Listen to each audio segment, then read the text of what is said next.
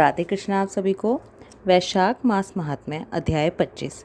व्याध ने पूछा, महामते, भगवान विष्णु के रचे हुए करोड़ों और सहस्रों सनातन जीव अनेक मार्ग पर चलने और भिन्न भिन्न कर्म करने वाले क्यों दिखाई देते हैं?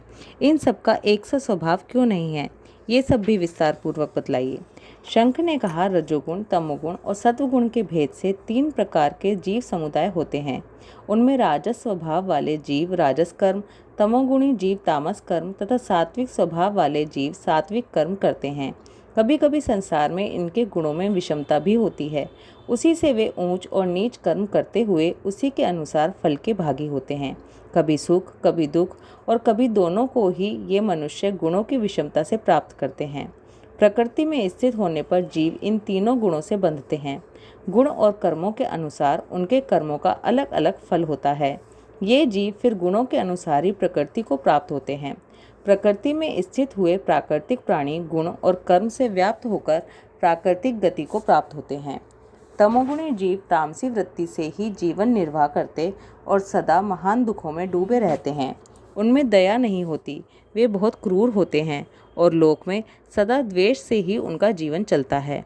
राक्षस और पिशाच आदि तमोगुणी जीव हैं जो तामसी गति को प्राप्त होते हैं। राजसी लोगों की बुद्धि मिश्रित होती है।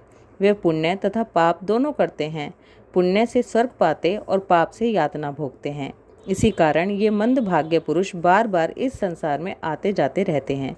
जो सात्विक स्वभाव के मनुष्य हैं वे धर्मशील, दयालु, श्रद्धालु, दूसरों के दोष ना देखने वाले तथा सात्विक वृत्ति से जीवन निर्वाह करने वाले होते हैं।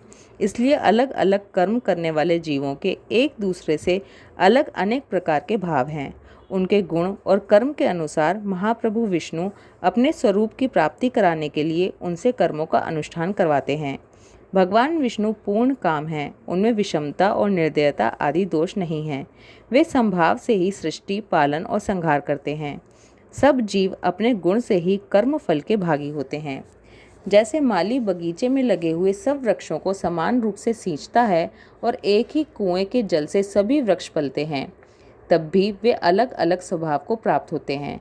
बगीचा लगाने वाले में किसी प्रकार विषमता और निर्दयता का दोष नहीं होता।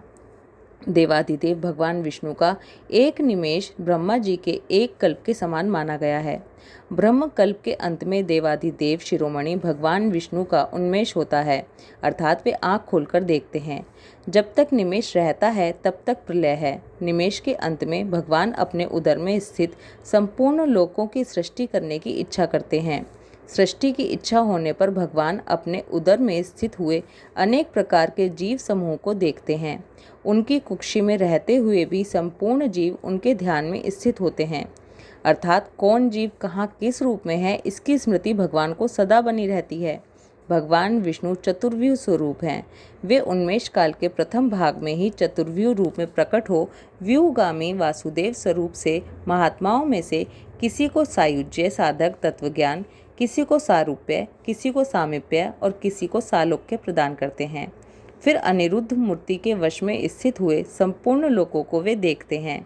देखकर उन्हें प्रद्युम्न मूर्ति के वश में देते हैं और सृष्टि करने का संकल्प करते हैं। भगवान श्री हरि ने पूर्ण गुण वाले वासुदेव आदि 4 व्यूहों के द्वारा क्रमशः माया, जया, कृति और शांति को स्वयं स्वीकार किया है। उनसे संयुक्त चतुर्व्यूहात्मक महाविष्णु ने पूर्ण काम होकर भी भिन्न भिन्न कर्म और वासना वाले लोकों की सृष्टि की है। उन्मेष काल का अंत होने पर भगवान विष्णु पुनः योग माया का आश्रय लेकर व्यूहगामी संकर्षण स्वरूप से इस चराचर जगत का संहार करते हैं।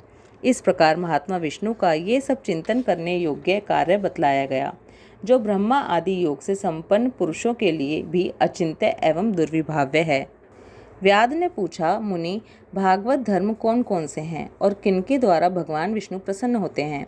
शंख ने कहा, जिससे अंतःकरण की शुद्धि होती है, जो साधु पुरुषों का उपकार करने वाला है तथा जिसने की किसी ने भी निंदा नहीं की है, उसे तुम सात्विक धर्म समझो। वेदों और स्मृतियों में बताए हुए धर्म का यदि निष्काम भाव से पालन किया जाए तथा वह लोक से विरुद्ध ना हो तो उसे भी सात्विक धर्म जानना चाहिए। वर्ण और आश्रम विभाग के अनुसार जो 4 प्रकार के धर्म हैं, वे सभी नित्य, नैमित्तिक और काम्य भेद से 3 प्रकार के माने गए हैं। वे सभी अपने अपने वर्ण और आश्रम के धर्म जब भगवान विष्णु को समर्पित कर दिए जाते हैं तब उन्हें सात्विक धर्म जानना चाहिए। वे सात्विक धर्म ही मंगलमय भागवत धर्म हैं।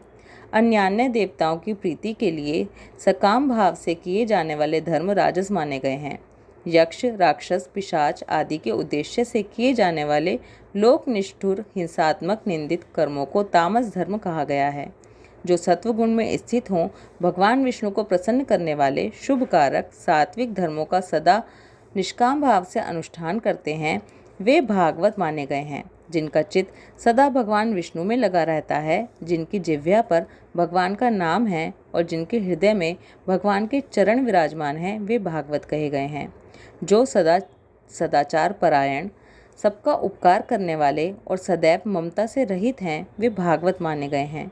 जिनका शास्त्र में, गुरु में और सत्कर्मों में विश्वास है तथा जो सदा भगवान विष्णु के भजन में लगे रहते हैं, उन्हें भागवत कहा गया है।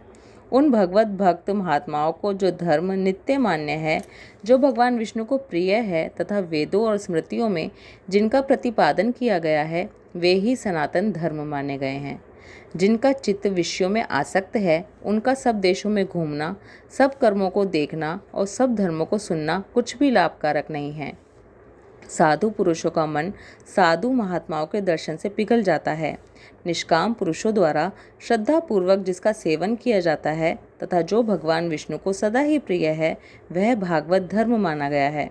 भगवान विष्णु ने क्षीर सागर में सबके हित की कामना से भगवती लक्ष्मी जी को दही से निकाले हुए मक्खन की भांति सब शास्त्रों के सारभूत वैशाख धर्म का उपदेश किया है। जो दंभ रहित होकर वैशाख मास के व्रत का अनुष्ठान करता है, वह सब पापों से रहित हो सूर्य मंडल को भेद कर भगवान विष्णु के योगी दुर्लभ परम धाम में जाता है।